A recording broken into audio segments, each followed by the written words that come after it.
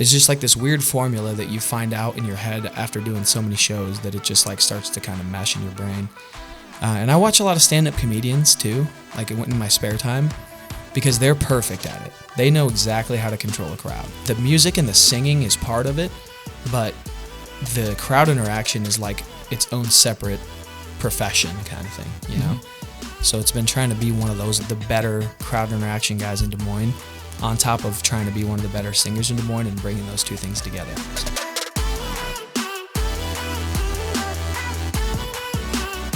What's going on, guys? My name is Ryan Snaadt. It Rhymes with Odd, and you're listening and watching the Rhymes with Odd podcast. Today, our guest is a local musician. He's also one of my classmates from Simpson College, Jordan Beem. Welcome to the pod, man. How we doing, man? Cool. Good to be here. Thanks for being here, and you brought a gift. We got a JB hat. You got to have it. So I'm going to put that on here. Heck yeah, man. Absolutely. While we're doing that, tell me a little bit about kind of who you are and when you introduce people in an elevator, like who is Jordan Beem? Yeah, no, it's awfully broad, but it's a good question because I don't know. I'm still trying to figure that out myself. But musician kind of is the first thing that comes to a lot of people's minds. So I'm a singer-songwriter from Altoona, Iowa, which is where Adventureland is. If you're from Iowa, you know kind of where Adventureland, most people, or Prairie Meadows Casino. I'm a singer-songwriter. I've been trying to write more songs, so I've added the songwriter thing onto the title. But I just travel and I sing and I play songs and play at bars and, all kinds of festivals and that kind of stuff. Ex-athlete. I've gained a little bit of weight since the athletic thing. And basically just 28-year-old person trying to figure out his way through the music world. So, as you're kind of like navigating this post-grad world, and we're both the same age, so I totally understand that. What's been kind of the thing that's drawn you to music the last couple of years? I think, first of all, it's a lot of networking, so you get to meet a lot of people, number one. Number two, it keeps you young for sure, because you're playing for all these rowdy bar crowds and these festival crowds and all these different type of people kind of keep you lively and keep you on your toes versus obviously the corporate world's a little more reserved. But I think mostly it's one heck of a getaway. We all have our own busy lives with people. We're trying to navigate relationships and we're trying to navigate business. And if we're still working, which I am still working full time, trying to navigate all of that, it's just nice to be able to go, oh, okay, I have a gig on Friday. I can leave my workplace, go play a show, and just enjoy myself for 2 or 3 hours. So it's more so just the social aspect and just it's fun. Sure. It's straightforward, yeah. Sure. So and we'll talk more about that in a second, but I want to kind of jump back and to kind of give a better understanding of your story. So you mentioned you're from Altoona. Yeah. Take me back to like high school and kind of maybe even before that. When's the first time you picked up a guitar? So the first time, I'd say early on, I was playing Guitar Hero. Nice. Sitting at my dad or at, my parents' house, and I was upstairs playing, and my dad walks by my room, and he's like, "Why don't you pick up the real guitar instead of playing that game?" Which Guitar Hero is awesome, so don't get me wrong, that was an amazing game. Still is an amazing game, but he said that, and so I decided to take a class at school. Well, the teacher at school was a great guy, but he was learning guitar with us, so it was a unique guitar teacher. He was just kind of helping us learn while he was learning. So basically, I picked up the guitar, and then one day my mom and dad were like, well, why don't you try singing something? And then it was all right. And then from there, I started kind of recording YouTube videos back then and got a little bit of a YouTube following in high school real early on. And then kind of just kept doing that. And then sports came along. And so it didn't take a back seat, but it was in the background as far as, my main thing goes. But for the longest time, football was life. And so then music was on the side. But yeah, so that's kind of how I started. And I joined choir my senior year of high school and met some awesome people doing that, and they encouraged me to keep singing. So just a lot of supportive people, and music's awesome. So I mean, and that's an interesting story because it sounds a lot like Troy Bolton from High School Musical. Which is awesome. It's like you're watching this movie like, are they making a documentary about my life? This is crazy. Yeah. What was that balance, though, between, because, I mean, you went to a large 4A school where football is you guys have a pretty big, well-known program. Yeah. What was kind of the social reaction to, because, I mean, not that people can't do other things, but usually if you're a jock, you're also a music person, and that sounds so stupid, but what was the reaction socially when you first kind of put out a YouTube video and were singing and stuff like that? I'd say, well, females like that, right? Because they like a guy who can, play football and sing or whatever, but you don't really notice that as much when you're younger. You notice this stuff where people are like, oh, you're kind of making fun, not really making fun of you, but poking fun at you, you know, saying, just not really realizing how seriously you might be taking it in your brain. But I from an early age, I knew I had the talent to sing, particularly the talent to sing like poppy kind of stuff. And so I started putting out the pop videos like Enrique Iglesias and stuff like that. Then I didn't take any flack, but just people poking fun, you know, like making fun of me saying, well, why don't you go sing? Or, you know, once in a while, like that kind of stuff. But I think more so people really embraced it. You know, it was just cool to have that side versus being a football player who's just one-dimensional. I'm playing football, I'm a jock, and that's what I do. Music kind of set me apart, made me a little bit different. So didn't really, you know, people in high school treated me pretty well with the music thing, but definitely got a little bit, made fun of a little bit, but nothing too crazy. So sure. Well, I think about how many people have real talent that they hit that first wave of scrutiny, especially at a young age, and they just give up on it. Like how many, you know, Ed Sheerans or Taylor Swifts are out there that we had a kid with a dream that just got like snuffed by somebody, and 100%. It's kind of sad, like to think about how many people are out there. But that probably goes for most people that achieve anything in life. It's like there's always there's the hump. Yeah, there's the graveyard of people that didn't make it. So it was, you know, it one of those things where I was a very open-minded person in high school. I still am, you know, through college. Just kind of always had that whatever goes mindset, and I met a lot more people that way. And so, you know, I had all my jock friends. I had all my friends who were in the football and baseball and wrestling and all those scenes. But I also, through high school and through joining choir and other things, I met people I didn't think I'd ever be friends with, right? And I was able to, you know, open my mind a little bit and broaden my horizons, and still some of those people are my favorite people today. So not to bash on jocks or anything, but, you know, when you go through your whole life only playing sports, it's nice to, oh, okay, well, here's another thing that there's really cool people that do this too. So sure. No, I totally connect with that. So I was a 3-sport athlete in high school and was very involved in other stuff in school, but never got into music, which I was really into. I loved singing up until I was like in 5th grade, and then I had the lead in our school musical, and then you just get all the eyes on you, and it's like, oh God, and you kind of like choke a little bit. Yep. And then for me, it was like once I hit puberty, I just didn't sing anymore because I didn't really learn how to sing with my adult voice, you know, if that makes sense. Yeah, no, I get you. So that's kind of like the balance for me. So I kind of connect to what you're talking about. But I had some friends in high school that were really good at like band. Like they could rip on a saxophone or drums or whatever, and they had a lot of flack from people that they're also in sports and they're not allowed to do those things. So I get that. You made the comment, you know, the 4A school. It is like I do hear a lot of people, like when I was in college, I talked to a lot of people who went to smaller schools, like even the 8-man, and they were like, oh yeah, I was in choir too, and I was in band too while I was playing football. But at a 4A school, a big school, it's just different because there's so many people that like you're not going to see that many people in sports in choir because there's a ton of people that could be doing the choir or doing this, so you didn't see the crossover as much. So it was definitely unique, but there were other people who were in band and also playing football and things like that. So no, it really is. It's something more kids should try. Like if there's any kids listening to the podcast or any adults with kids, tell them to do both. You learn a lot more than just doing one or the other. So sure. Yeah. Well, I think just music's just a great way to express yourself. And I've met a couple people that have actually said, "What's your favorite kind of music?" I don't like music. Yeah. Like there's music for everybody. Oh, 100%. Like it's like saying you don't have a favorite color. Like you have to love some kind of music. Something's got to look good or interesting. So, but no. So let's fast forward a little bit to when you're in the college stage. So.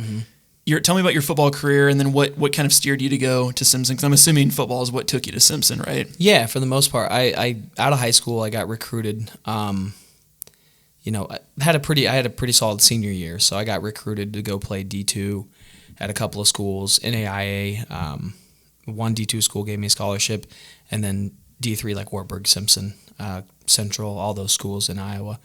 But the first visit I went on was Simpson. And I told my dad, I was like, hey, that felt pretty good. He's like, well, we have 10 more, so let's go to the other 10 first. Pace yourself, Jordan. Come on. Right?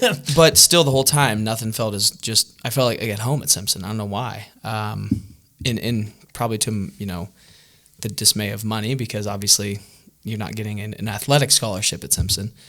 They find ways though, but either way, I think just the culture fit me, and it was decently far from home, 35 minutes, but not far, right? So I kind of wanted to stay in the Iowa, Des Moines area. So I don't know, it was just a culture thing. The coaches were great. I liked the kids at Simpson. There were some small school, big school.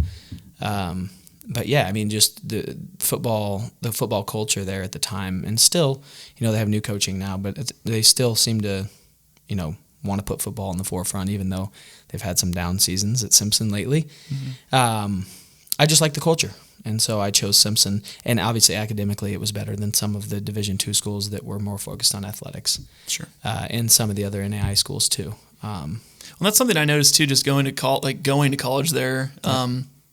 To the detriment of the party scene, Saturday night's like the only night people really do anything, because everyone's like going to class and actually studying, because it's so damn expensive. It's expensive, yeah. You want to actually graduate. You want to you don't want to be paying, crazy amounts of money to just go get drunk all the time, right? But I still tell people this. Well, first of all, I went to Central, and when I visited, it said I had a dry campus at Central, and I was like, come on, man. You can't Who does that? Yeah, FTD or whatever they say. Mm-hmm. But I think we threw some crazy parties at Simpson. I still do. And it was a perfect balance between academics all week, right? Football on Saturday, and then still we partied hard one night a week. And everybody went to the same parties because it was a small school, right? So you got to see new people all the time, but still kind of the same people, but big, huge, crazy parties. It felt just like any other place, but I don't know. It was a good balance. You didn't have to worry about, going out too much during the week because no one was doing it. Sure. So you weren't going to get caught up in that cycle of going to the bars on a Thursday night like you might in Iowa City or in Ames or whatever. But yeah. It was a really well-balanced school. I think it was a good choice. So sure. Because what position did you play? Running back. Okay. Yeah. So, oh man, so many pounds ago for me, I think that was about 40 pounds ago now, and the camera probably can attest to that. But I'm feeling you too, man. I'm 29 this month, and it's like you turned 20 this month. You turned in 21? October, yeah, October 28th. I'm the 12th. Coming up, nice. 29. Cheers. Happy early birthday. Cheers, guy. Early birthday. Absolutely, man. 29, same here. It'll be crazy. I think I've been talking to some other people our age, and they're like, I just had my 10-year class reunion, high school reunion this last weekend. So I'm on the high school kick this whole conversation because I was just home for our high school game. It's Friday. Yep.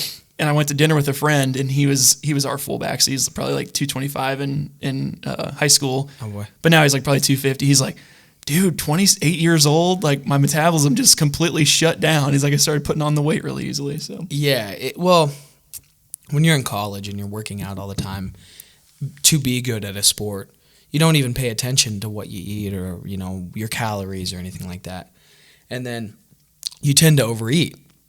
So then especially football, they encourage you like, oh my goodness, pig out, man, get big. It's like the whole thing. It's the thing. And so, when you get out of college, the mindsets stay with you. Mm. You never really learn how to control your eating. So if you don't make a point of it, which I did for a while, but I stopped working out, and that's sure.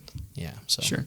You go back on the wagon. I'm sure there's it's just one of those things too in your lifestyle right now. It's like, oh boy, work all day, go out all night and play shows. And it's like, people aren't serving Greek salad at these places. It's like a greasy burger and fries. That's all the only food options you really have. So burger and fries are a food truck at the festivals, Sure. And which, I'm not going to bash on food.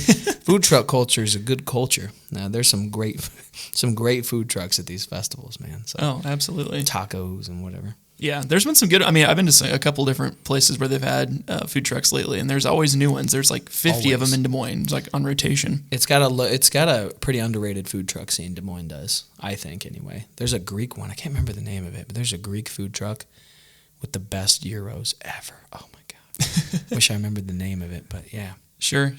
Well, and I think the Simpsons scene's interesting because we had a similar situation with my roommates. Like, we were kind of like under the radar, and then senior year, we're just like, we're going all out because we're in Washington 12. If you remember that. Yeah, I remember that. We had some pretty crazy ragers that year. But after I had graduated, one of my roommates was a senior the next year, is a year below us. And he was like, they were trying to push for like central type stuff, like dry campus. And the college like had, I think it was at semester, 12 freshmen like transferred out, which doesn't seem like a lot of people, but at Simpson, when you're all paying like $45,000 a year, Quite like a few.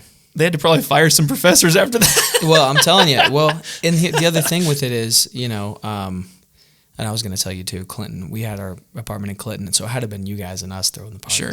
For sure, because we did crazy stuff. We had keggers. It was terrible. It was terribly fun. You make some stupid mistakes when you're 21 years old. So yeah, no, but yeah, I heard that too. And they got to realize, you know, we got written up on campus like 5 times. They put us in front because for throwing parties, and they put us in front of the student board, and I might have said a few choice words back then or whatever, said a few bad things, but I think the point was like we had such a, you know, I don't want to say that we were like the jock party boys. Oh my goodness, but we're not Iowa or Iowa State, and you know, we want to have our Saturday nights. Let us have our every other day of the week. You know, like get after us, but just let us have our Saturday nights. Sure, you know what I mean. So. Shame on them for trying to stop him after our senior year. Right. Was it Dee Schneider? We got a right to fight to party, or what's the lyric there? I'm gonna have to look that one up. I'm making my '80s loving music parents hate me for not knowing the lyrics there. We got to fight for the right to party. There we go. Yeah, for your right. There you go. But no, I mean it's not even like we want to drink and do dumb stuff. It's just socially, it's nice to have one night at a small school where everybody can go out. Mm-hmm. Pretty straightforward, you know? Absolutely. No, that's cool. Yep. So as you're going through college, are you still playing guitar? Like, what was your involvement in music because like college football is a lot more time consuming than high school. You know, they have a schedule and a structure, and you're expected to study film and go to practice and lift and eat and all the stuff. Yep. How did music fit into your schedule when you're in college? Well, so my freshman year, they kind of gave me a little bit of money for the music program there. So I was technically in choir my freshman year. And I was skipping classes. I won't even lie. I was skipping choir classes. Not academic stuff, I was not. But, you know, I just didn't want to – I wasn't a part of it. Like, I didn't fit in because all the choir kids, they were in the program, the choir program. That's why they were there, right? So they were very invested in that music kind of scene at Simpson. And I was just this dude on the outside who happened to be part of it. I'd be wearing my football pants because class would be right before practice. So I would literally be wearing my pants and like have my helmet and stuff sitting in the choir room. So like that's not even I really did that. That's awesome. Yeah, and I remember running out to the field after choir, jogging all the way out to the field, and it just the culturally in high school I loved choir, and just college is a little different. It's taken a little more seriously. People are a little more weirdly competitive with choir, and I guess, you know, which is fine. They're trying to grind and do their thing, but so you know I was skipping choir classes like crazy. But then I kind of, after freshman year, I kind of quit going to do the choir stuff, and kept playing the guitar throughout, making videos here and there, not doing anything crazy. I'd play like a gig or two a summer, maybe a few more than that, just to kind of keep myself going with it. But football definitely took the cake, just because, you know, when you're playing college football, you focus on it, right? Because that's, like you said, you're on a schedule. You're doing football camp before school starts, which is 2 weeks. You're on a weightlifting schedule in the off season. You don't really have time to focus on anything else other than school and football. So, but I think I just kind of kept it in the back of my mind and knew that I wanted to continue doing it. It took me until about a year out of college to realize that, okay, if I really want to pursue this, I need to take it seriously. So that's kind of when I started hammering it hard. Sure. Yeah. Well, I'm sure like the coaching staff probably can understand that you have other interests, but when, like you said, when you're there, your main purpose is to play, especially in the fall. It's like, this should be your only focus. You shouldn't be school and that. Yeah. Yep. No girls, no parties, no distractions. Like girls. Right. What are you talking about? Talk to some coaches. They'll be like, no one dates during the season. Like, we're focused on winning. Put that testosterone energy into something productive. They were sadly incorrect. There you go. I'm kidding. Like we said before, Simpson, the culture with like the party scene and stuff like that. Very mature girls at Simpson, I would say, versus your Iowa or your. Sure. Not to bash on Iowa girls. Sure. Well, and I know I went and visited some friends in college freshman year at Iowa. Yeah. A game day, and I showed up at 2:30 in the afternoon. They were just there was literally an ambulance in front of my buddy's freshman dorm. There's a girl getting taken out for her stomach to get pumped, and I was like, I think I'm at the right place. Like, this is crazy. And just the party scenes. And I when I hung out with I went one weekend, and I never went back again because I'm like, I don't know how, if I'd ever gone here, I would never have finished because it's there's so many other distractions, and the university doesn't care. They've got thousands of people that are paying $10,000 a semester. It's on you while you're there. Yeah, like they don't give a crap about it. So how could they? It's such a huge place. So I think that's why, like we said, I personally, that's why I and probably maybe you or a lot of other people choose Simpson, because they realize what that 4 years of maybe a little more focus than other kids can do for you long term. So Sure. Yeah. Well, I know, like, because I think we were both in Buxton sophomore year. We were. Because I remember I'd be like coming home and I'd just hear you singing through the stairwell. I'm like, oh, Jordan must be up there, like trying not to walk through your video or something. I'm like, I'm assuming he's recording something. So some girl yelled at me one time for doing that, man. I forgot. I'm trying to study. I was 100%. That happened. I was I would record videos back then a little bit just to keep it going, like I was saying, and because the hallway had amazing acoustics in that building. And so I would just record in the hallway to make myself sound better, because you get the reverb in there, the natural reverb. And some girl was like, hey, because it was finals week. She's like, I'm trying to study. I'm like, all right, I'll just be a few more minutes. And I did like 10 more minutes, and she came and got the RAs, and they knocked on the door or whatever. And the RA was one of my best friends, Cody, if you remember Cody Carlson. Yeah. So, and he won't care if I mention him. But he just said, hey, shut up. And I shut up, and it worked out. So Sure.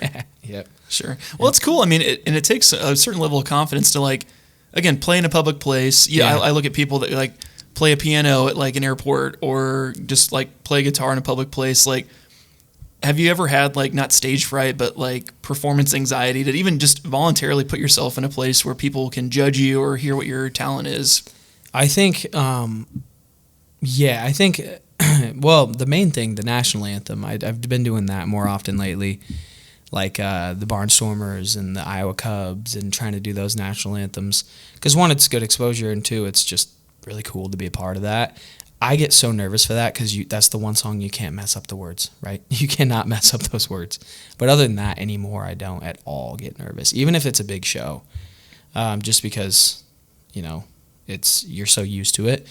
But early on, I think a little bit, for some of the shows, I would definitely get nervous, get a little bit freaked out, a little frightened. You'd have a little liquid courage before the show to make sure that you're not too antsy or too many jitters. But I think also after a while, if you're still in the scene for a year or 2 or 3, you realize, okay, I must have like at least enough, like somewhat enough talent where people like want to come watch again, where bars are booking you or venues are booking you over and over. So you at least have to have the confidence of, okay, I must be decent enough to be hired, so I might as well be confident about it, right? Mm-hmm. So I think that's the thing. You just have to, like, because most singers and most artists aren't confident people. Weirdly, we're very, like, nitpicky about ourselves. Like, most of us won't listen to ourselves sing. Most of us don't want to, like, brag about our own singing or whatever, or our own whatever it is, guitar skills. And so trying to dig and find that confidence is number one for that kind of thing, I think. So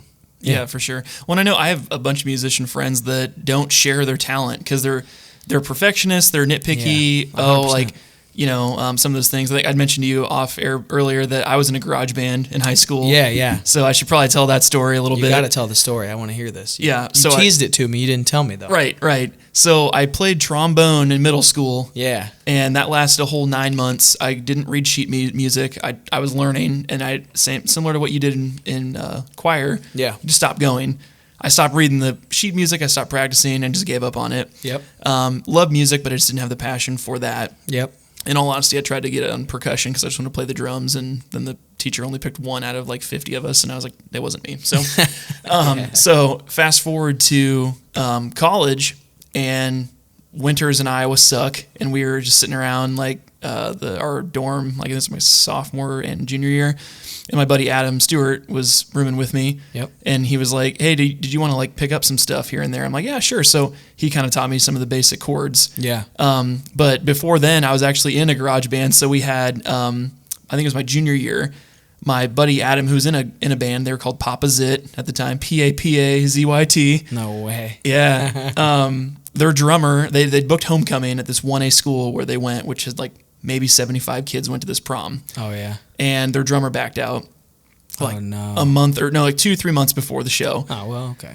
And they're like looking, like doing audition. Nobody wanted to do it. Yeah. And I was like, oh my God. So I was like trying to help them find somebody because I was friends with them. And then after a while, it was looking pretty gloomy. Like no one's going to be able to do it.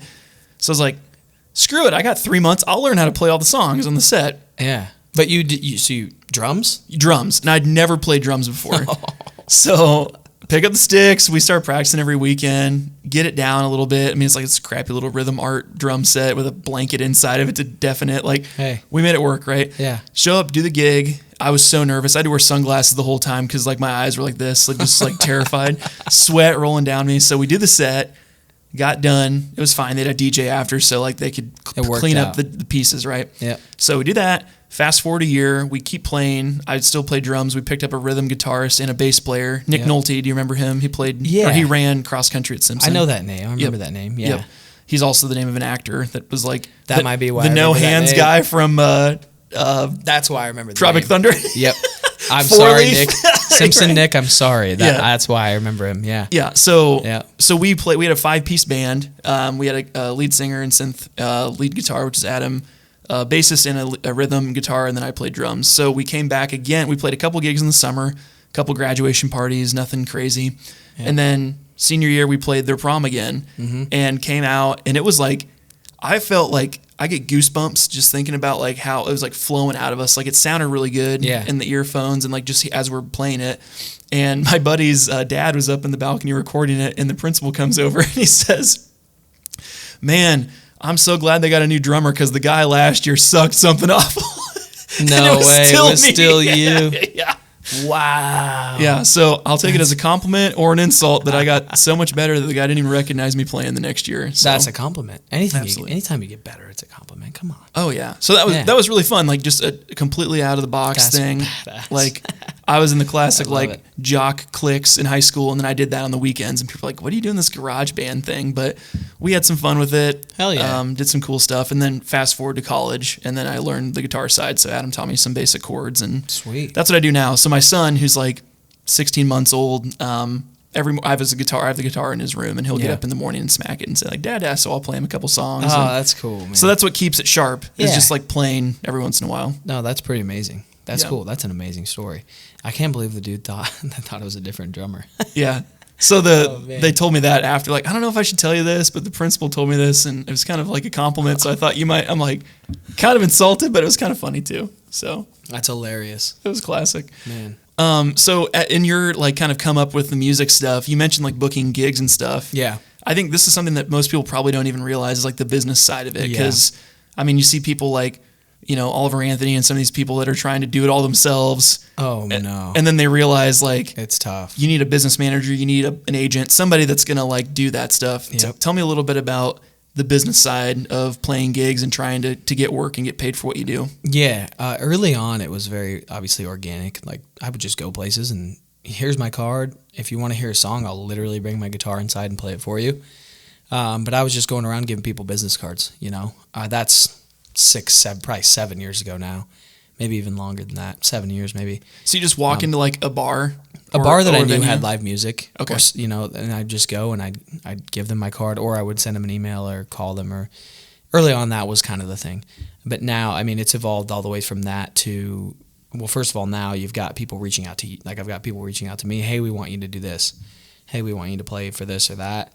Right now, I think it's late 2023. I'm booked through, not all the way through, but I'm booked through, April, May of 2024 already. So people have been reaching out to me, and I'm able to be more picky, choosy. Like, oh, I can choose this venue or this venue. And those choices are generally dictated by one, okay, I've played this bar before. It was a great bar, don't get me wrong, but only this many people showed up. Or I don't have a great I'm not going to get a great crowd at this one, so maybe I won't do that again. So eventually you build a schedule that's like, oh, this is a pretty sweet schedule. Like, I'm going to enjoy every one of these gigs. But for a few years there, the meat of it was playing some of the most random bars ever, places that you wouldn't think would even have live music, in the corner somewhere for 20 people that are drunk half the time, and building your following through all these crazy, not always drunk people, but just, bar owners. You're networking with people that are doing private events, some corporate events, private, even just private parties. So you're kind of building your schedule just around the people that you meet at these bars. So you end up in some obviously interesting places. What's the craziest bar scenario you were in where you were like, was it like oh boy, yeah. What, like Roadhouse, where you gotta like hide behind a chain link fence so you don't get like beat up or whatever? No, or anything crazy? I always kind of had the decent enough ability to work with the crowd, like crowd interaction, to where I never got in trouble that way. Like I had just enough talent, like vocally, and just enough like ability with the crowd to where I didn't get like tomatoed out of a place or something like that. But I think so COVID happened, right? And getting work as somebody that did what I did during COVID, it was insane. Obviously, you couldn't do it. There's no bars open. So I was playing 3 gigs a month, but I was doing private parties. I was doing certain places. And then there was one place, who I won't mention just because it was during COVID and maybe they'll get in trouble, but they were able to, maybe able or not able, what they would do is they would close at 10 p.m. And then, because of COVID rules, right? Then they would throw a quote-unquote private party from 12 a.m. to whenever they wanted to. It was a bar. Mm-hmm. And they would just tell all the patrons, okay, well, you got to get out at 10 and come back in a couple hours. And so people would come back during COVID, like 100 people to this bar, and just party in this one place. And I would play from 12 a.m. to like late. Sure. Early at that point. Yeah. Next day. And so that was probably the most interesting because it was so like grassroots during COVID, but I made a lot of fans that way in this bar. Just playing, good Lord, covers of every weird song you've ever heard in your life, doing song requests. So I'd say that was more of the scene for me, like these people, these bar people. But those are some of the weirdest ones. And I think from there, COVID actually was my launching point. I took that and I said, okay, well, a lot of people lost a lot of their work from COVID. Well, I was just kind of starting to get really into it during COVID, where I was only doing 4 shows a month then. Now my winter I'm doing 12 shows a month, or in the summer I'm doing 15 to 17 shows a month. So I took COVID and used it as a launching point.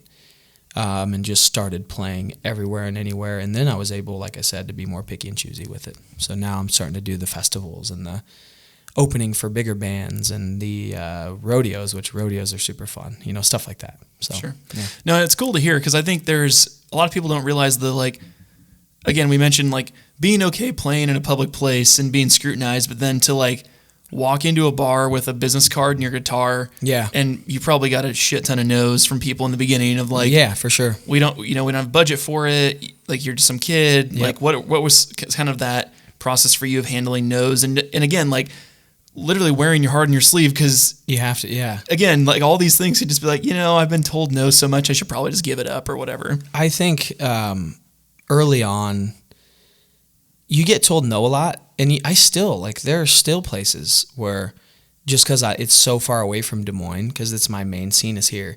Let's say it's 3 or 4 hours away from here. They've never heard of me, but there's 3 or 4 guys that I'm friends with in the music scene from there that are like, hey, you need to get this guy. They'll still be a little skeptical because they have no idea. They don't know my name. They don't see this. And I'm finally starting to get over that hump now in Iowa, where pretty much any city in Iowa I can go and play a bar and they'll have some idea of who I am a little bit. But still I have that issue. And so basically what you have to do is you just have to go to these places, maybe accept a little less money, maybe accept a little less crowd, and just try your best to blow them away. Like kill the gig, kill the voice, do really well with the crowd interaction, and then they'll have you back. And then the bar, 2 towns away hears about it, and then they're having you back. And you still get told no. But like you said, it is a little demoralizing to get told, hey, we don't know who you are. We don't want to have you at this bar. to then, 2, 3, 4 years later, those same bars are reaching out to you. Hey, we'd love to have you. And you're not, a lot of people would think, well, wouldn't you not want to go back and play that bar that told you no 4 years ago? Well, hell no, because they have no right to be hiring me at the time. So the growth thing, it does feel good, especially like when you get a following in Des Moines and the surrounding areas, and finally you can be like, all right, well, now they're asking me, and I can pick and choose the ones I want to play, type of thing. So sure. Well, and tell me a little bit about, you do a lot of covers, right? It's more like party songs, like acoustic covers and stuff like that. You're just a one-man band, right? You don't have anybody else with you. Yeah. Talk to me about that, in terms of your creative cap, because is that what you want to play? Like, if you could play a sold-out stadium, would you play party songs and bar songs, or would you play something different? That's a super interesting question, and I deal with that question in my head every day. Because earlier we talked about, growth and where I want it to go. I see these guys like, Oliver Anthony, or like Zach Bryan, who's a super big role. Like, he's like my idol right now. Both of them have just exploded last year. Yeah, and so the music scene that I'm playing right now, some of the biggest places I play, like Outlaws in Ames, Iowa, or El Rey's in Iowa City, those are two huge college bars where like the whole entire bar is going crazy the whole time because you're playing these Zach Bryan songs, you're playing these covers, you're playing, I don't know, Sweet Home Alabama at 1:30 in the morning when everybody's drunk, right? Just trying to get the crowd going and just riling them up, and between songs doing chants and just getting them going, And I always think about, if it keeps growing in the way that it's growing, where I'm playing these bigger and bigger venues or opening for these artists that are bigger and bigger and maybe traveling regionally at some point I'm going to have to get like that more mature, like, okay, I need to play, first of all, my own songs, which I do have now, and I need to play more mature, maybe more big crowd type of stuff versus just the bar songs. So I'm trying to learn what that combination is. I played a music festival like a few weeks ago, and I played more of the bar songs than I probably should have, and it was a great set. It went well, and the crowd was into it, but I did kind of notice that I could have played the songs that showed my voice off more, or the songs that maybe were a little more pretty, or maybe the songs that were more musically interesting versus just here's Friends in Low Places.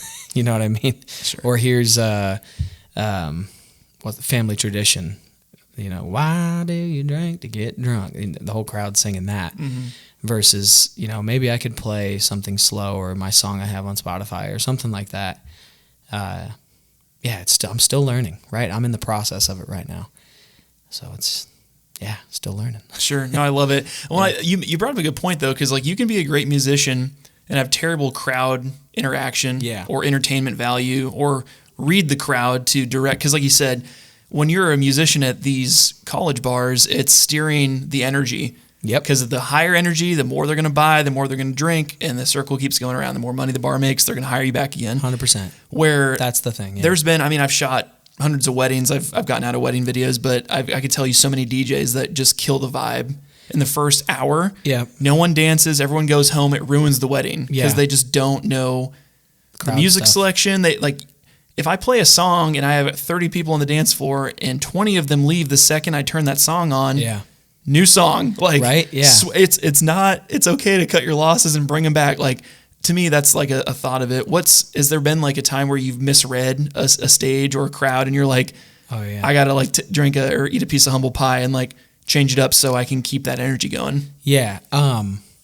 Well, I've made the opposite mistake of trying to go to party at a private gig that was a lot of older people, and they didn't know some of the, I wouldn't say raunchier songs, but some of the more drinking songs, so I threw them off that way. It's like a jazz party and you're like, Sweet Home Alabama. That, or, I'm trying to get them to chant back something like, spent my dollar on beer.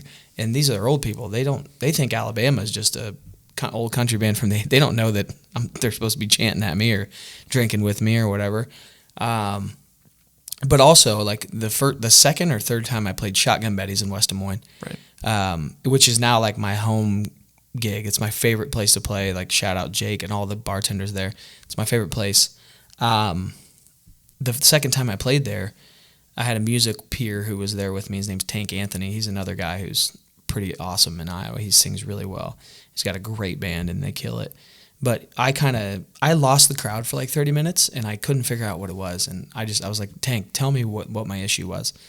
He's like, dude, you played all your party songs in the first hour and all of them. He's like, you had the crowd rocking and you got back up there and you still played the party songs, but you were playing too much of the slow, like mellow stuff. And so, it's just, that's been the biggest learning curve, is to figure out how to spread out the music throughout.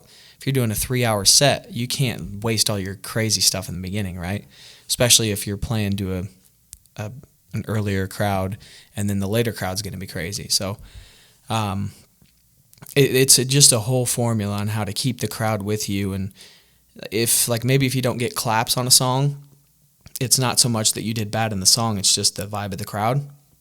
So instead of getting the claps, maybe you do you get done with the song, play the last chord, you put your drink up and do a cheers. Hey guys, let's do a little toast or whatever. Mm-hmm. It's just like this weird formula that you find out in your head after doing so many shows that it just like starts to kind of mesh in your brain. And I watch a lot of stand-up comedians too, like in my spare time, because they're perfect at it. They know exactly how to control a crowd. And so, it's like the music and the singing is part of it, but the crowd interaction is like its own separate profession kind of thing, Mm-hmm. So it's been trying to be one of the better crowd interaction guys in Des Moines, on top of trying to be one of the better singers in Des Moines and bringing those two things together. So sure, I love that. Well, and I could tell you so many, like I think of my wife and I went to Hailstorm and Chevelle at Iowa State Fair. Oh yeah, probably 3-4 years ago, and I thought Hailstorm was the opener because it's like Paige and I's like favorite band. She loves like female-led rock bands like Paramore, Evanescence, like all those people. So we go, and Hailstorm has like Lizzie Hale, their lead singer. She's amazing. Entertainer. Like just breakdowns, like you said, the ebb and flow. It's like you're on like a ride or journey. Something. Yeah, you're peaking at this high thing, and then she brings it down. They play a nice piano acoustic set to kind of calm it down, then brings back up, and she'll talk or whatever. Chevelle comes out at midnight. Everyone's hammered drunk. They're just thrashing on the songs. Yeah. End of song, everybody yells, switch to the new song. No crowd interaction. Yeah. People start fighting. People start they lost the crowd. Yep. We left early because we're like, this sucks. This environment isn't fun anymore because they lost the crowd. So I think that's a huge part of, like you said, there's the singing, the actual like songwriting, the musicianship, but then also crowd control. Yeah. It's like, how do you keep people interested? Yeah, and like I think to that point, the thing people don't realize is with the booking, which is something we kind of touched on, but the booking part of it and the promotional side of it, the Facebook, making all the events, all of that, the studying in the off time, the comedians or watching other bands or trying to figure out what works, what doesn't work. The stuff you do outside of it, and also when you kind of get to the gig and in between songs and stuff like that, is like 80% of it.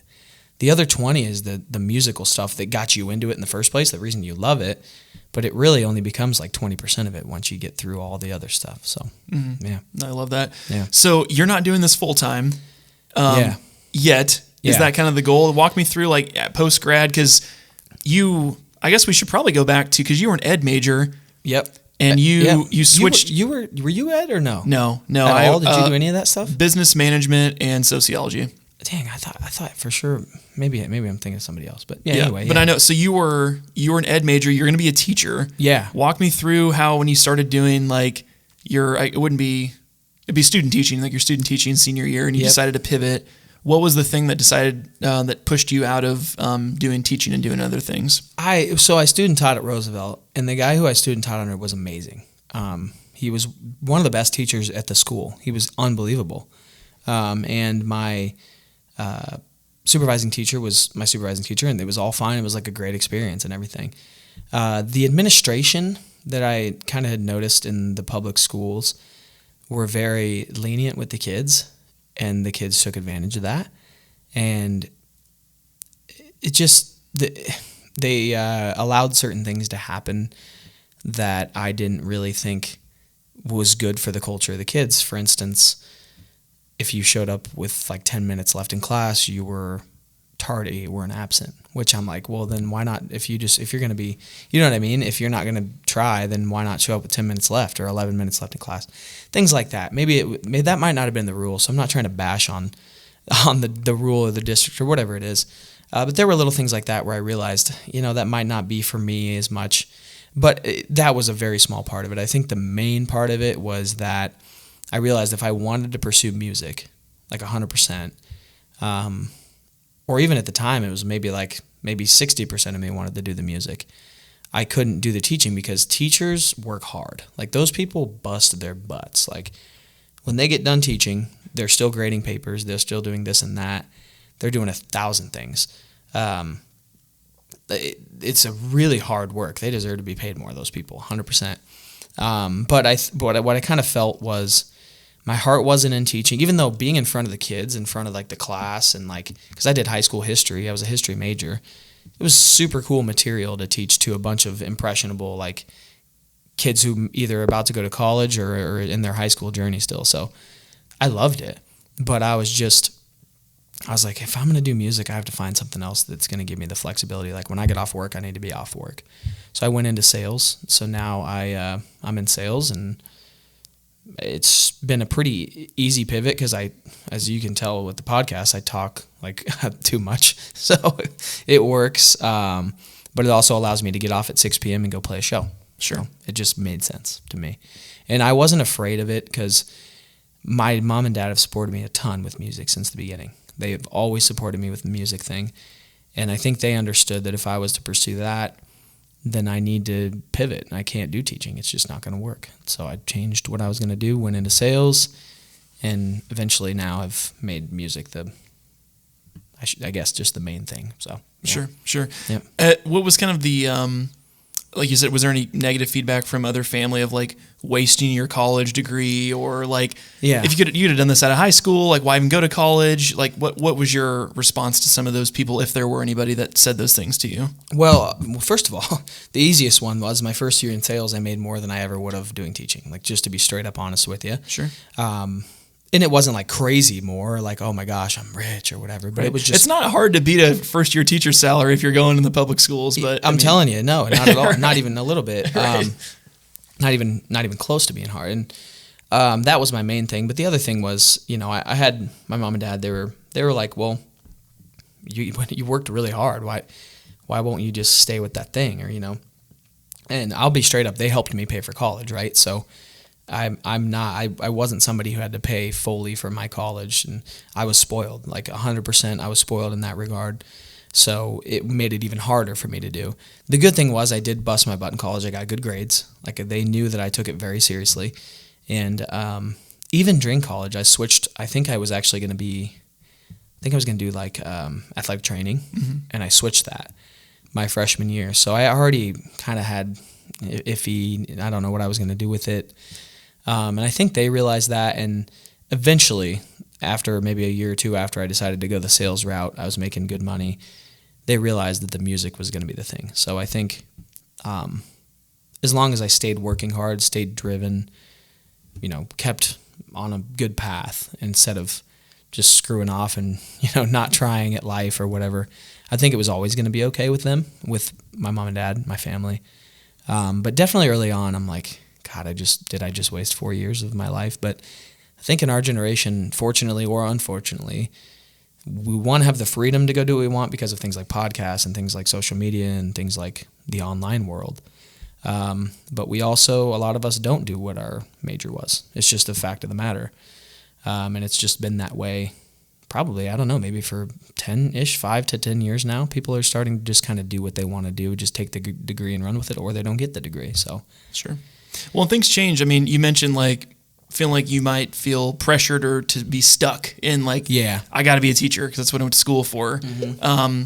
There's interesting, you mentioned comedians. I'm trying to think of the guy. He's a doctor that's moonlights as a stand-up comedian. And like I can't think of his name, but dude, his stand-up's hilarious. Like, isn't he also an actor? I think so. It's the dude from, Are you not thinking to do this from Hangover, are you? No. That guy's like a medical doctor, and this other guy is too. It's a white guy. He's like 60. Can't remember. Yeah. But I'll have to send you a link later. But his stand-up was hilarious because he's like talking about being a doctor on a plane. Oh, really? And like, is there a doctor here? And he's like looking around like, I am, but I don't really want to work right now. It's stuff like that. It's kind of a funny thing. But it's the same thing. It's like if you have a passion for something, you owe it to yourself to pursue it because you just 100%. Never know. Like if you pursue this music thing and like you said, no one booked you, you're having the American Idol issue where it's like she banged that guy. I'm like, no one told that dude he sucks at singing until he got on national television because they didn't want to hurt his feelings.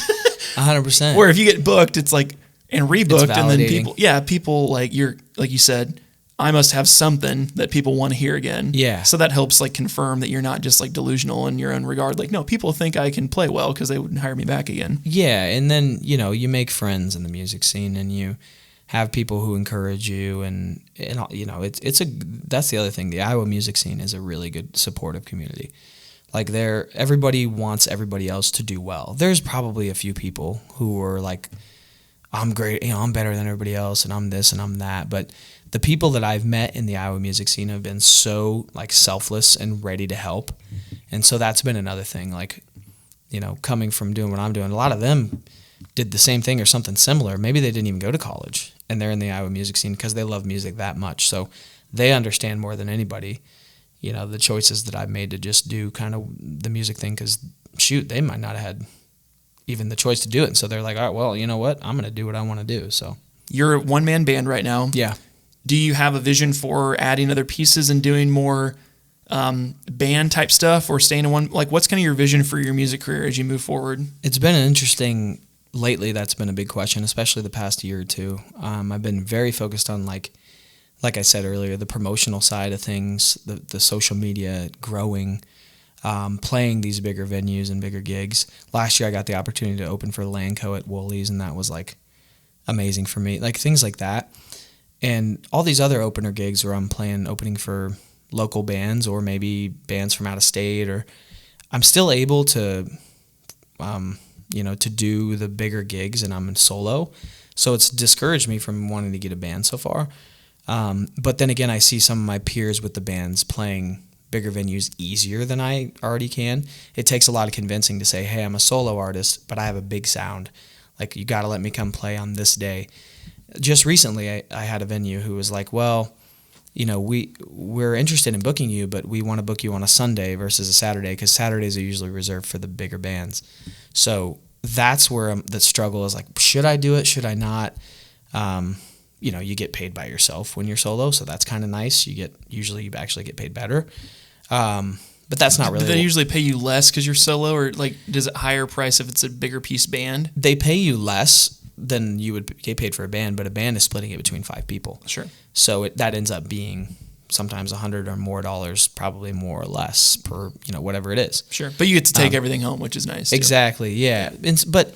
And that's been the other decision, if I'm going to go on my own without a job, or, that's been the other thing.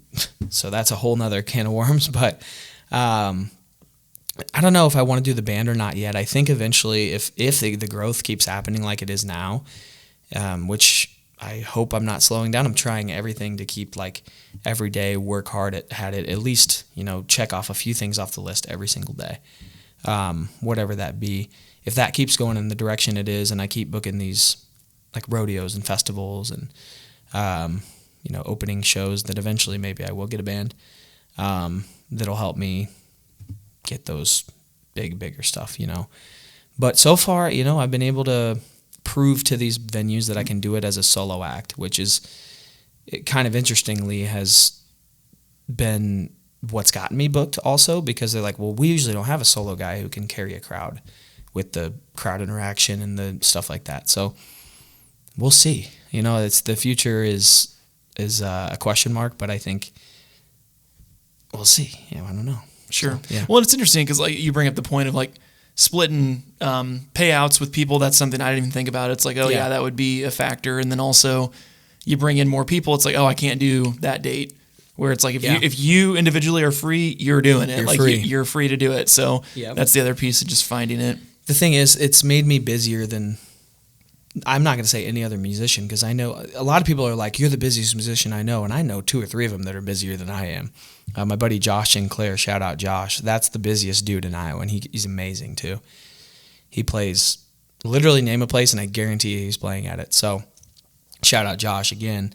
But you do make yourself sometimes too busy, especially with a full-time job and balancing your social life and things like that. But yeah, the splitting of the pay, and also trying to figure out, hey, my drummer can't play on this date, and that's the biggest opportunity we have all year. Whereas if you're solo, I can go play it as an opener and still get the exposure. So sure, yeah. That's great. Kind of digging into like the reasons why music. Like, I just want to know a little bit about what's kept you playing and singing all these years. Has there been like a personal tie-in, or like something that music's helped you through in your life that makes you keep doing it and keep on doing it? That's a really interesting question. I think the reason that I love doing music is because of the live shows. There's nothing better than it.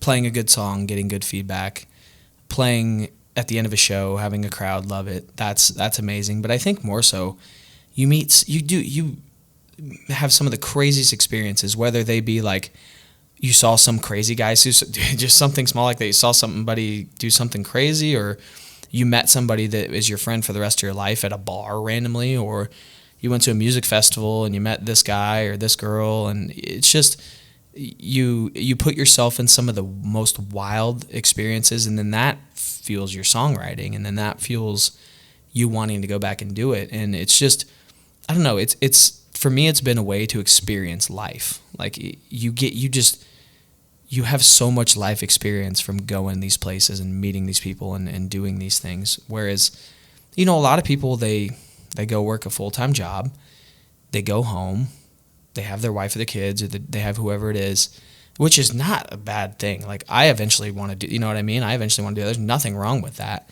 But, they go home, they go to sleep, they eat, they wake up, they do it all again. That's life, right? Here I've met thousands and thousands of people and played for thousands and thousands of people. So I guess what I'm trying to say is it's just such an interesting way of meeting people and living life and putting yourself out there. So for me, I think that's been the driving factor. Sure. Yeah. No, I love that. And I think it's just finding the right fit, right? Because some people do this as a hobby. You've chosen to do it for an income, but also just like it's the stepping stone to get you to where you can do it full time, right? Yeah. Because you said you're booking, like, in the summer, like, how many shows do you usually do in a summer? Like, in a month, I should say. In a month, yeah. I try to look at it monthly. So I've made the mistake of overbooking. So I think next year the goal is going to be, between 12 and 15 shows a month, but bigger shows, right? Mm-hmm. Versus smaller stuff, which, not to bash on smaller stuff. It's all a good opportunity. But I think I've done in the winter between 10 and 12 shows, and then in the summer, like 15 to 17. Sure. In a month. So that gets to be a lot, but good Lord, you meet a lot of people. Sure. Yeah. Well, it sounds like you're probably like doing it every Friday, Saturday, obviously. Yeah. Maybe Thursday nights if there's like a bar or something going on. Yep, or Wednesday, yep. What's been the most like interesting set you ever done, or like a kid's birthday party, or like what's the weirdest place you found yourself, like, with a microphone, like, gosh, how y'all doing? And it's just like, it's just people. The weirdest situation you found yourself in. Man, that is a great question. Wow, I'd probably have to sit down and think. Here's a good point. Some of the you could go one night, go to a place like I said earlier, Outlaws and Names. You can play for 300 or 400 people. Or whatever, I don't even know how many. It's crazy, right? It's packed. Let's say 200 people in a bar, and it's just one of the craziest nights. It's like a video. The whole thing is just like crazy. And then the next day you go to a winery and there's nobody there. Literally, maybe 2 people sitting at a table. So that's the most interesting, is when you go somewhere and there's nobody there. But as a musician, you do your job, right? You play the gig. It can make you a little angry, make you feel like, oh, do I need to stay here? But 100% you should, because some of those gigs, like I just played at the American Royal Barbecue Festival down in Kansas because of a show I did where I played for 5 people sitting at a table, and one of those 5 people happened to be the CEO of this big company. So that's kind of beside the point. But to your question, the weirdest ones, there's been a lot of them, is when you go there and there's like 5 people and you're like, what in the world am I doing here? But then even then, some of those same places, you go back a month later and it's packed. Even that same place that had 5 people. But yeah, it's always the weirdest ones are the ones where you play for nobody. Sure. It's just interesting. You set everything up and there's nobody there. So. Sure. Well, and I think your point about treating the small shows just like you do the big shows, because you never know what's going to pan out. Yep. Like I've had that happen with videos I've done where I've had to do some pro bono work or super low budget for a video. Yep. And then you just treat it like, like I've done these high school hype videos where they have like no money to do it. Yep. I try to make it like a, professional NFL team hype video. And then I've landed like college level and like pro level teams because people see them and they're like, holy crap, there's like a high school team. Like, what are you going to do with a pro team? What's your biggest and I shouldn't say what's your smallest, but what's been your biggest opportunity? I was going to ask you that. Like, got to have one that stands out, right? Yeah. Geez, that's a good question. I would say one of them was I went and spoke at a fitness conference for fitness marketers, like a huge national conference. So it's all like people that own gym chains.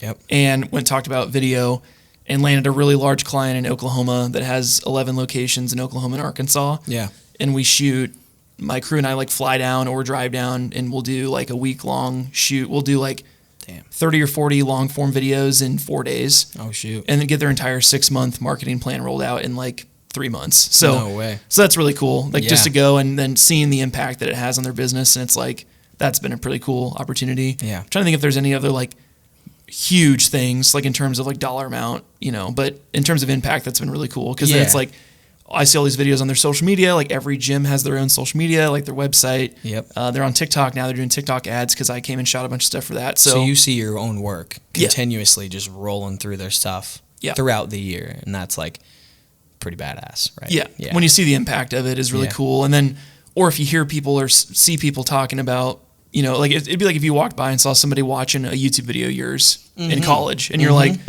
you hope you don't overhear some bad comments or something. It's like when you see your work out in the world and people appreciating it, then you're kind of onto something. 100%. Well, and that's been, now I'm finally, I've got a following now, right? Like, so I'll go play, there's a place called Hawk Heaven in Altoona. It's probably where a place I go that's not a festival or already has a built-in crowd, or maybe Shotgun Betty's, but this is the other one where it'll be 200 people, a whole 100 people, maybe more in there just to watch, right? And so that's been the most rewarding is going from 6 years ago where people, oh yeah, I heard that kid sings maybe we'll go see him. So there'd be 2 people in the crowd to now that same place, it's packed, right? So I think you're right. It's super rewarding to see the growth. And I'm sure for you, like when you first started out, you see all these dudes doing the same thing that you do. And then you're like, oh man, I want to be doing that. And now you're doing that type of work, right? And so, yeah, it's rewarding, like you said, when you walk past and you're like, oh, shoot, that's pretty big a cast. Or you see their TikTok and they're using your stuff. So my question for you is, how does your stuff get recognized for being your stuff? Like, do they use your stuff and then recognize it like with your logo or like with something? How does that happen? Where you like, oh, who shot this? Maybe I'm guessing that's how it works. Who shot this for you guys? And then that. Is that or what? Like what? Sometimes I get really lucky. Like I just shot for sports hype videos specifically. They'll almost always tag me. They'll say like, gotcha. Season's opening up. Like, thanks so much for Snaadt Beanie Group for shooting this video. And then I'll start getting some DMs from other coaches or other people that are like instantly. And like that's the kind of the cool thing is that like they see it and they're immediately like, I want that. So like that's kind of cool. The other piece though that I kind of love doing, like I had a meeting with a really large company yesterday, and they see my client list and they're like, oh, like I see you worked with this, like show me some stuff you did with them. And then I'll kind of show them like not only like the creative work, but also like the marketing strategy I did. And it's like, oh geez, like I didn't realize it was that deep. And like, oh yeah, well there's another client, and like you kind of roll out the like here, like you said with your shows, here's all like, oh I've done Betty's like 12 times. Here's all like, here's a recording of us like rocking with the flashlights on the phone or whatever. It's like, you've seen that. Yeah. Like stuff like that. It's like, oh, like you have proof of concept and you've done it, like you have a resume. Yeah. Now I have way more confidence in booking you for like this large, music festival or something coming into town. That's been the biggest thing that's super easy, but also easy to miss is like, making sure that you've got the content to prove your worth. Sure. Because obviously you can go kill a show, but how does anybody know you killed the show unless they were there?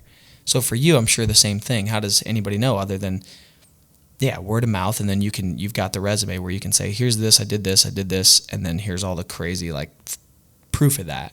Sure. It's marketing, right? I wish I would have done marketing in college, honestly. Sure. Because that's been a learning curve for me. Like, oh gosh, it's I know, such a just thing. even my first thought, like with your stuff, I would just get a vice clamp with a GoPro, mount it on the end of your guitar, orient it vertically, and then just get some clips of that and pull them for like TikToks and stuff, because it would take little to no video editing experience. You could just pull stuff and then throw it up there. What I do now is I have like people who are at my shows who will do the video. Yeah.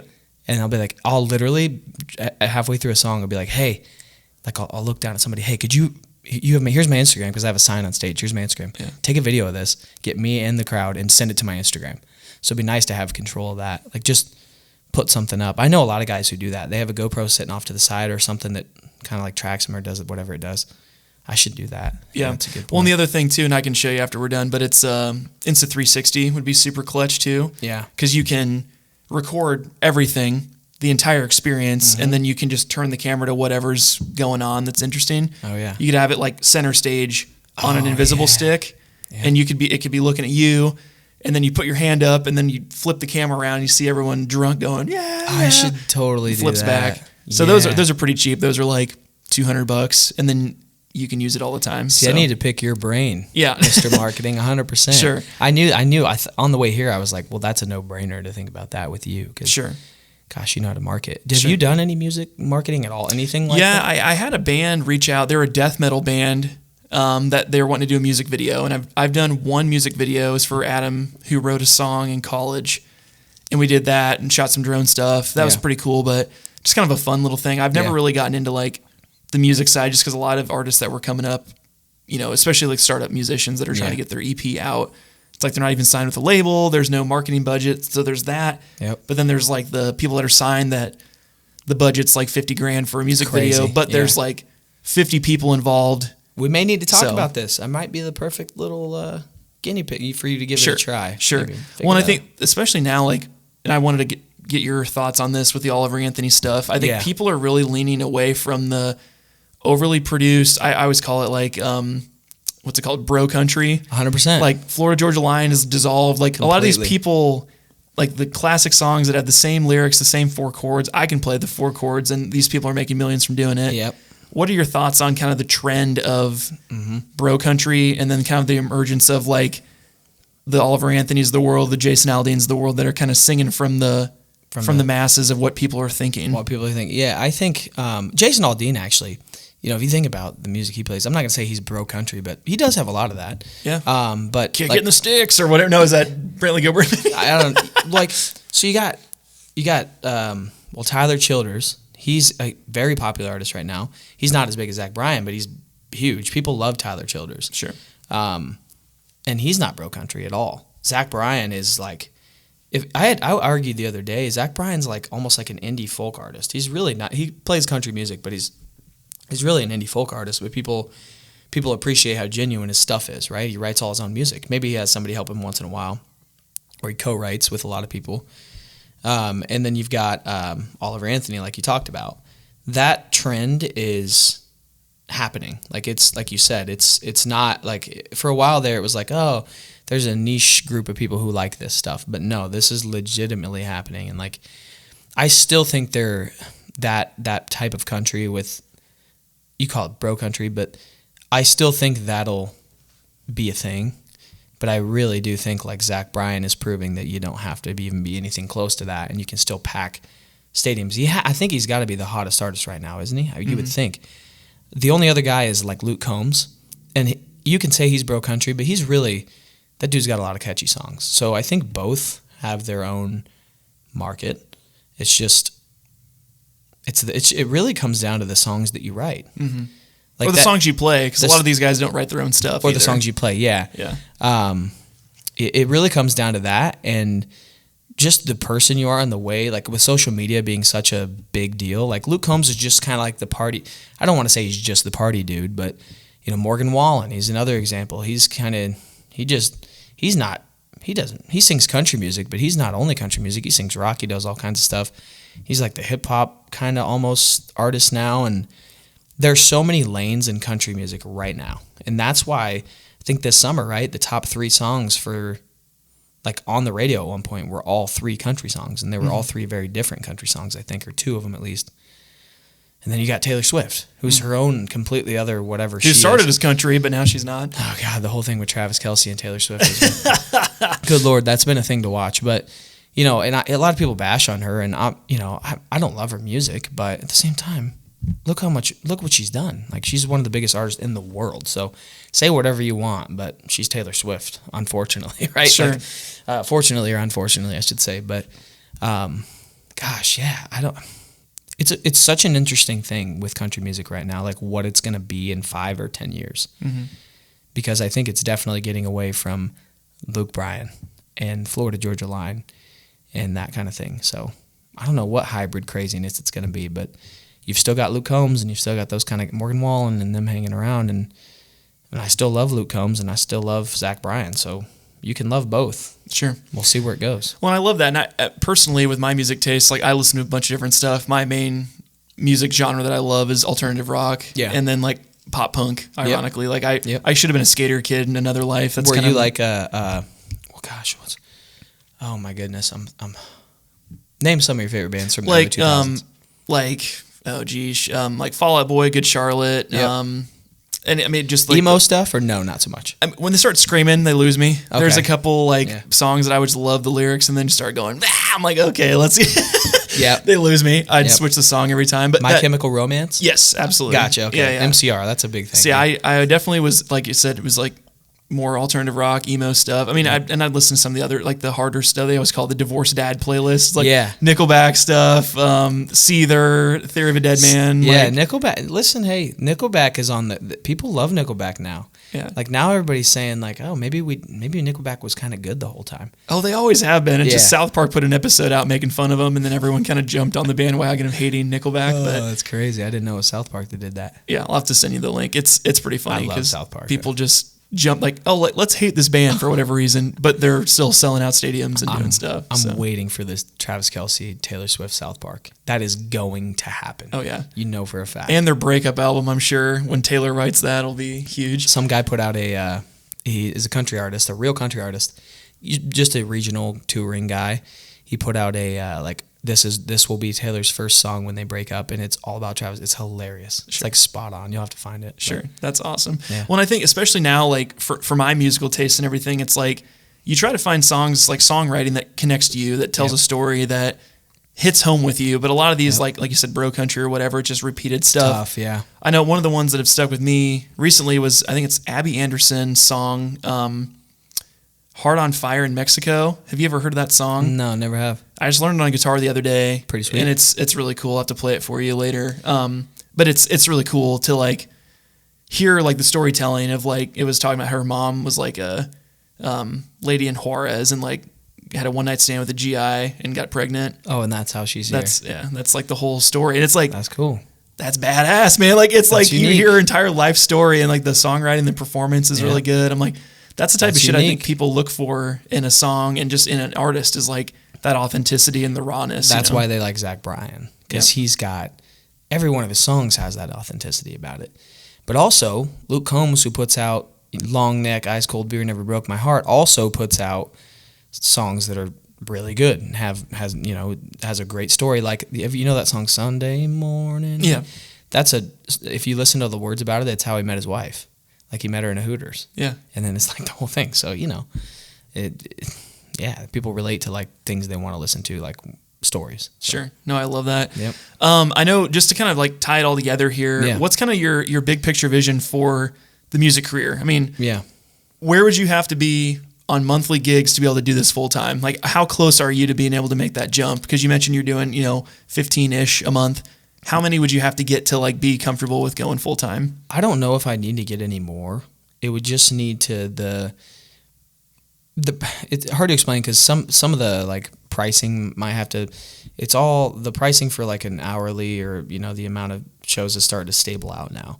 So I have a price I charge, and that's pretty standard and straightforward. But then once in a while there's a show that's a little less than, because they're either I love them and I've done it for years and I don't want to overcharge, or because I tried to get in there and at first and I still haven't upped the price. You know what I mean? Like there's just things like that would have to level out a little bit, but also, and that's the business side of it. But I think I could do it now. It's just benefits. You don't have medical benefits. You're preaching, man. I hear you. You get how that works. Yep. You don't have you can go 401k. You still have it and you can contribute and it's fine.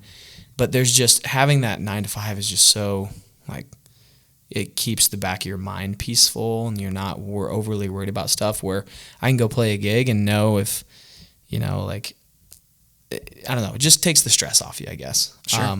But I think honestly I could do it now. It's just something's got to give where I've got all right, I'm good to go and I can do it. I don't know what that thing is. It's just something's going to happen where I'm going to be like, here I go. Sure. I'm going to go take off and do it. So. Well, I think you're on the cusp because you'd be surprised. You think there's like this backbone of income, which there is, but you get 8 hours of your day back to do songwrite, else, to put out YouTube videos and make income from that, to do records or do like pre-recorded, get studio time. Like if you decided to really go in on it, and then marketing brain here, it's like, what upsells could you have at that gig where you're getting paid on the front end, but on the back end you can sell merch, you can sell CDs, you can do and take it even more seriously. Yeah, that's where my mind goes. Is like, if I were you, what would I do from the marketing side? And that's really where it comes. Is like, even if you could increase, say, and I don't know any of the numbers, but say you only get paid $100 for a gig.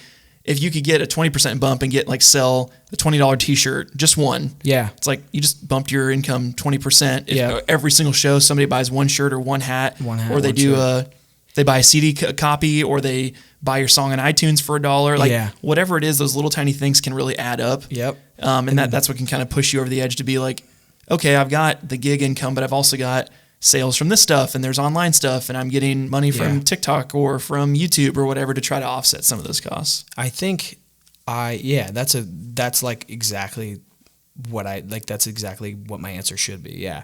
To your question, because I don't keep as good of track as I should be with all that. Like, especially right now, like I read some article and it stuck with me where you, as a musician, you have to plan to give away this percentage of your merch because maybe a little kid comes up and he's like, "Hey, will you sign my hat?" And you sign your hat and you give it to. You're not gonna, sure. Especially with the kid's parents, and you're gonna be like $20, Or there's a bar owner that, hey, take a hat, that kind of thing. So I would have to get more like calculated with that kind of stuff, and also with, okay, here's my budget, because I don't really have a budget right now because I'm just kind of flying by the seat of my pants, getting paid, enjoying that part of it, but also realizing, okay, I got to save some of this. But I think the main thing would be I just have to focus a little more on the financial side of it. Sure. Strictly, right? Maybe get a financial planner with the music thing, or sit down with somebody who knows a lot more about that. Sure. So maybe that's the answer I should give you, is I got to get more serious with that side of it. Sure. And really take it from, this is what I do, I'm Jordan, I sing, I do this, to this is my business, right? Right. Which I'm starting to look at it more and more like that, but it's just, it's a learning curve. So. Sure. Well, and I think, and I'll send you this afterwards too. I had my financial coach on episode 17, Travis Shelton, and just having people in your corner that you can like lean on to ask questions, that it's always helpful. But he was really pushing me when I first met him, because I was the same spot as you. I worked my full-time job, and I was doing this like video thing on the side. And then for me, once I had a plan, ours was like to pay off all of our debt, mainly my student loans. Gotcha. Once that was the goal, then it was like hammer down on the side business. And then when we came up for air, when we'd paid off all the debt and done it all, it was like $116,000 in a year and a half we paid off, doing the business as hard as I could, cutting our expenses. And then we were done. And I'm like, holy crap, I could do this thing full time. Yeah. And then it took me another year to be like, I got like this stability, but then I've only been out for not even 2 years. Yep. It feels like 5 though, because I've done so much, and like you get that whole day back to like, do whatever you want. And then like when you're not playing shows, you can do other things. You can go on a trip. You could like songwrite during the day. You could do whatever you want to do. That's so much time. You're right. 8 hours is so much time. And also what I notice is I'm tired all the time, right? Like I get maybe Monday through Wednesday, sometimes not even Wednesday, I'm not tired, right? I've got some energy and some time.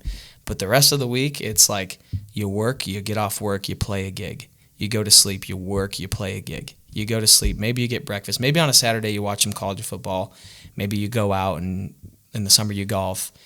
Then you go play a gig. And then Sunday, sometimes I still have to work on Sundays too.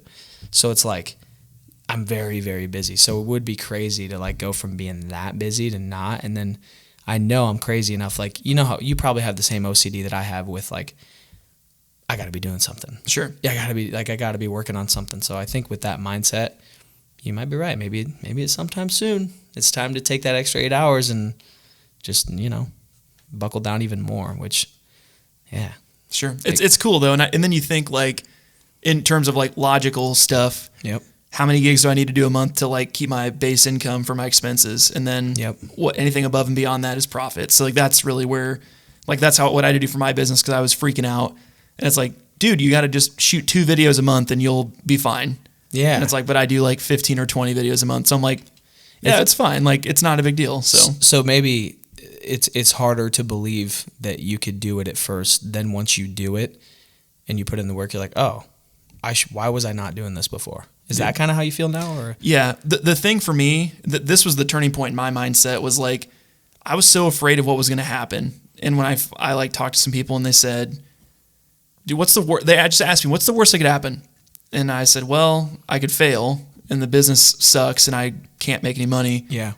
And they're like, then what would happen? I'm like, well, I just go get another job doing what I do now. And they're like, so the worst thing that could happen is you're in the exact same place you're at right now. And I'm like, yeah, like that. And they're like, dude, you're an idiot if you don't do this. Just take the save up 3 months of your expenses just in case you don't, you have a rough patch. Just jump. Like that was the thing. That was the advice to me.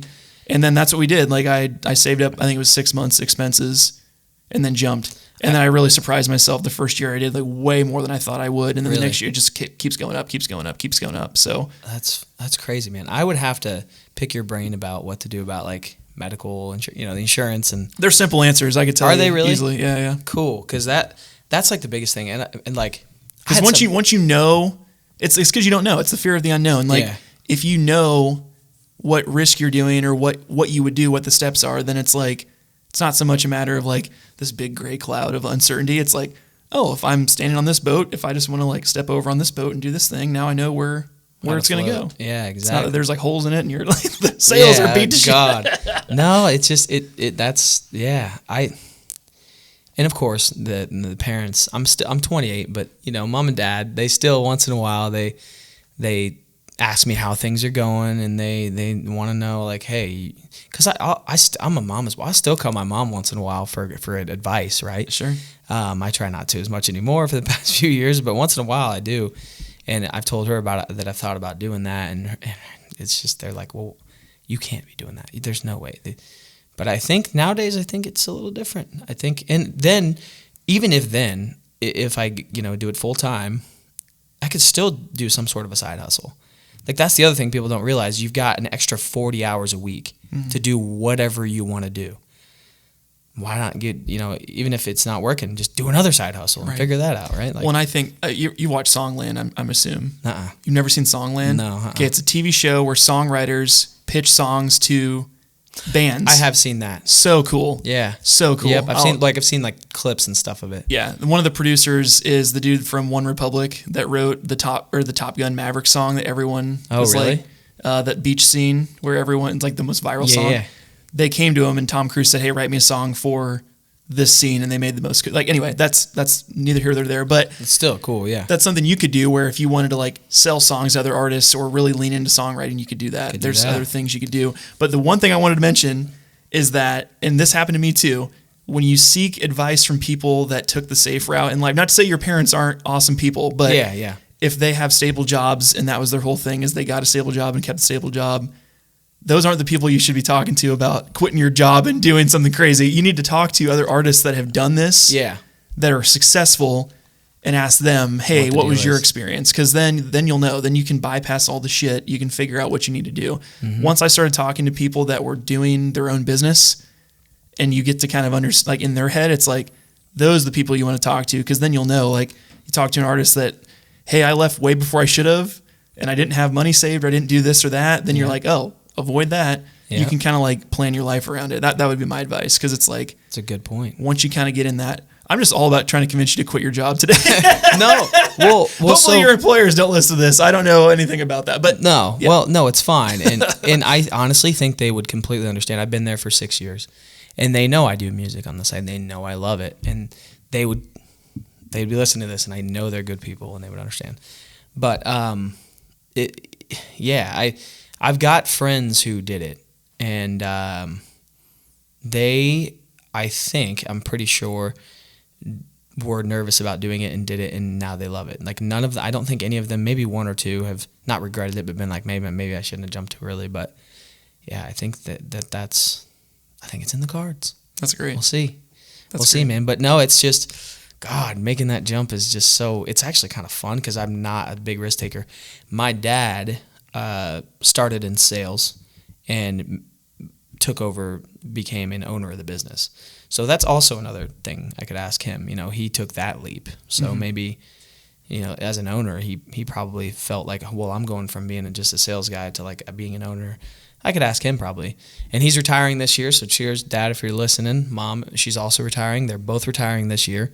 Now they can be in front row at all your shows when you go full time. There you go. No, but they took my dad took a ton of risks, so I probably should pick his brain more than I already have. But sure. Yeah, no, you're right. There are guys and girls, actually. A girl actually just today, she's from Texas, but she does what I do, and she posted on her Facebook, she just today went full time with the music thing. Sure. And she was working full time, so maybe I'll have to talk to her about it. Love it, man. Yeah. No, I think that's really like the interesting piece where I think we could put a pin in it for today, is just the unknown is always, and I think that's the thing that people are just so scared of, is like, you'd almost pick just being kind of like knowing what's going to happen, but it's like, you take a risk, maybe you go do more shows, you get discovered.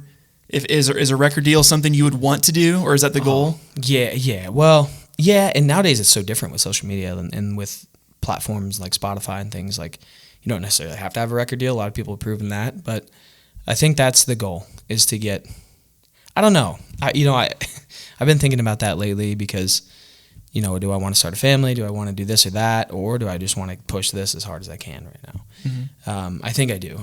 Music has been everything for me lately. It's like all I can think about. So sure. Well, you can always settle down. It's hard to go the other direction when you've settled down and then unsettling down. Well, and man, I've got I'm working on music every day, all day. Obviously, there are some days, like yesterday, for some reason I wasn't as like driven, like in the emails, because it's just emails and creating promos, like picture promos. I don't know if you've seen any of the events I make. They're not professional, but I create a Facebook event for every single show that I have. Mm-hmm. Always booking, I post every single day at least one or two things on my Facebook, on my Instagram, on my Snapchat, like just constantly updating that. So the OCD with that, I think, would translate into that extra 8 hours, and it would take maybe what's 2 hours now into maybe 5 hours or more, and then it would make it even more like, oh wow, this guy looks professional, we should hire him, you know what I mean, we should hire him. Or then you get that show, and then you get seen, and then you get the record deal, hopefully someday, or whatever it is. So. Well, just wait till you start delegating, get a virtual assistant that can do those for you, or that's for like $3 an hour, which if you need help figuring that out, I can help you. Like, so many things you can do to offload that, or find like an up and coming person just wants to pick your brain or be around this stuff. Like, you become a lot more cognizant of like time consumption on things. Like, I shouldn't be doing emails. I should just get a manager or somebody that can run this for me. Like, there's so many things like that will happen once you flip your mindset to like the business owner side of it. Is it hard? Maybe my last question, I don't want to take too much of your time. Is it hard because once something's your baby, I feel like I'm going to have a hard time giving other people control of it. Sure. I really do. Like the promotional side of things. Sure. Or what I always look at is, what are you good at? What do you enjoy doing, and what takes the most time? Mm-hmm. There's like a quadrant system that you can learn on like delegation, and it's like, if it's a low skill task and you hate doing it, get that crap off your desk. Like if it's accounting, hire a CPA. If it's your emails, hire a business manager, somebody to run that. Got it. Obviously you have to show up and do the shows. That's the one thing that no one else can do besides you. Yeah. But everything else could be automated, outsourced, or eliminated.